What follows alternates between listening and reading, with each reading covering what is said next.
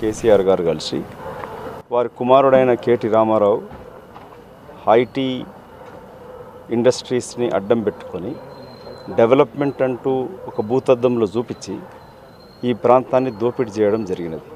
ఎటు చూసినా కూడా హైదరాబాద్ ముసుకు ఎల్బీనగర్కి వస్తే కూడా రోడ్లు అస్తవ్యస్తమవుతూ ఒక వర్షం వచ్చిందనంటే కాలనీలన్నీ కూడా జలమయమైపోయి నీటి మధ్య నివసించాల్సిన పరిస్థితులు ఏర్పడ్డాయి. దీనికి కారణం అస్తవ్యస్తమైన పరిపాలన అనుభవం లేకుండా అవినీతిలో కూరుకుపోయిన బీఆర్ఎస్ పార్టీ దీనికి కారణం. అందుకే ఇవాళ కార్పొరేటర్లు, మేయరు, ఎమ్మెల్యేలు, ఎంపీలు కూడా 10 సంవత్సరాల అణచివేతకు గురై కనీస మర్యాదలు లేకుండా, గౌరవం లేకుండా బతికిన వాళ్ళు అంతిమంగా అభివృద్ధి అని చెప్పి వచ్చిన పోయిన ఎమ్మెల్యేలు కూడా తాము దోచుకున్నదే తప్ప ఈ ప్రాంతానికి చేసిందేం లేదు.